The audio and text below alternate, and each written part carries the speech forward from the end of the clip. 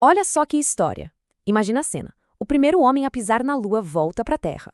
Mas ele não volta como herói. Ele volta como o homem mais procurado do planeta. Em vez de pousar em casa, ele aterrissa em território inimigo e simplesmente declara a fundação de um novo país. Um país armado com tecnologia alienígena, capaz de botar todas as superpotências de joelhos. E o objetivo dele? Forçar a paz mundial. Essa é a história de um plano tão maluco, mas tão maluco, que colocou o mundo à beira do fim para tentar salvá-lo. E tudo começa com essa frase aqui. Essa declaração do Major Perry Rhodan, o comandante da nave Stardust, é o centro de tudo. Para ele, a ficha caiu. Não se trata mais de bandeira, de nação, de bloco político. A perspectiva mudou completamente.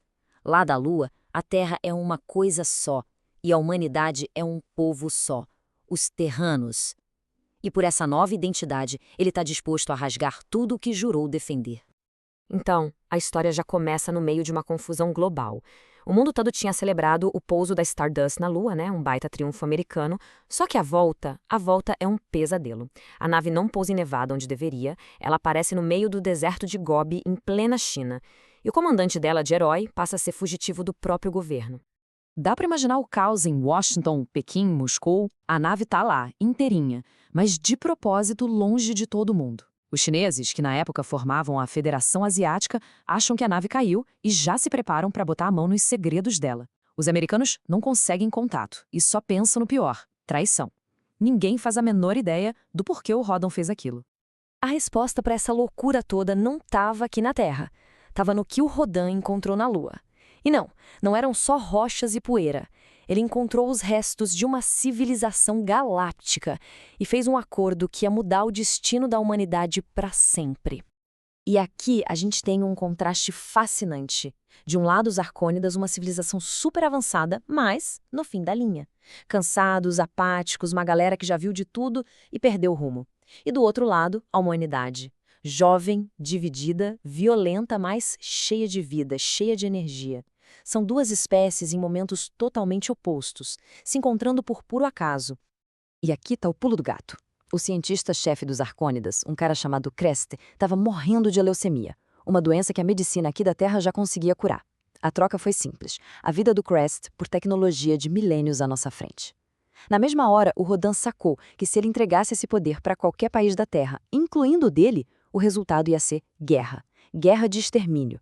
Ele precisava de um lugar neutro e escolheu o deserto de Gobi. O que ele trouxe da Lua não era um arsenal gigante, mas era avassalador. Pensa bem, um escudo de energia que nada consegue atravessar. Armas que não matam, mas paralisam a mente de quem está na frente. E a joia da coroa, um aparelho que simplesmente desliga a gravidade. Com essas três coisinhas, uma única nave virou mais poderosa que todos os exércitos do mundo juntos. Obviamente, as potências locais não iam ficar só olhando. A Federação Asiática mandou tropas para resgatar a Stardust, o que era só uma desculpa para tentar capturar a nave. E foi aí que o mundo teve a primeira prova do poder que o Rhodan tinha nas mãos. O Marechal Hon chega lá todo confiante. Ele olha e vê o quê? Uma nave americana isolada e um punhado de astronautas. Para ele, é a chance da vida dele. Ele exige inspecionar a nave, achando que o Rhodan não tem outra escolha. Ele não podia estar mais errado. E o que acontece em seguida é quase cômico. O Rhodan não dá um tiro, ele só aperta um botão. De repente, o Marechal, os soldados dele, o piloto do helicóptero, todo mundo começa a flutuar, girando no ar, sem controle, como se fossem balões. Depois de deixar eles passarem essa vergonha, Rhodan bota todo mundo no chão de novo, manda eles darem o fora e, de quebra, ainda confisca o helicóptero. O recado foi claro, as regras do jogo mudaram.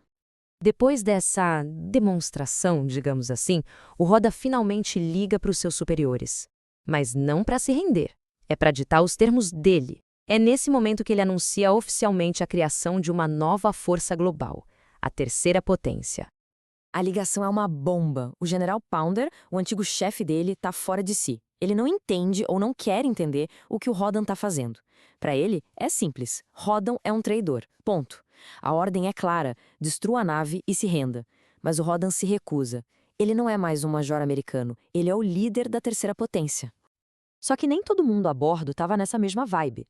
O capitão Fletcher, um dos tripulantes, estava apavorado. Ele não queria saber de salvar o mundo. Ele só queria voltar para casa para a esposa que estava grávida.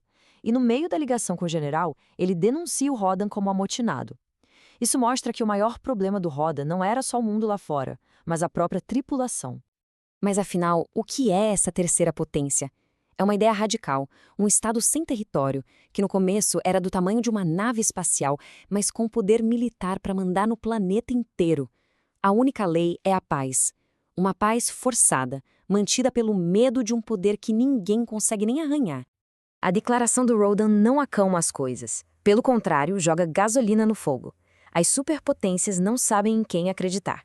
Os asiáticos acham que é uma base americana secreta. Os americanos acham que o Rodan é um traidor. E o mundo corre direto para uma guerra nuclear, com a Stardust bem no meio de tudo.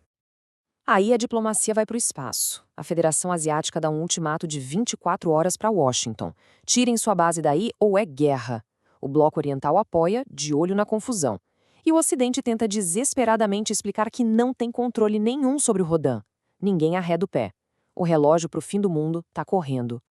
Rodan percebe que só conversar não vai mais funcionar. Ele precisa de uma demonstração de poder que ninguém possa ignorar. Ele manda uma mensagem para o mundo todo: assistam a um ponto específico no deserto do Saara. E então, na hora marcada, a nave Arcônida, que está lá na Lua, a quase 400 mil quilômetros de distância, atira.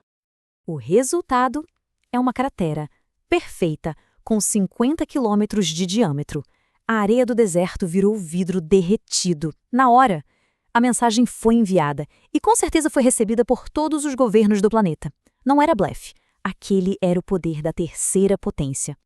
O prazo do ultimato vence num silêncio absoluto. Ninguém se atreveu a apertar o botão.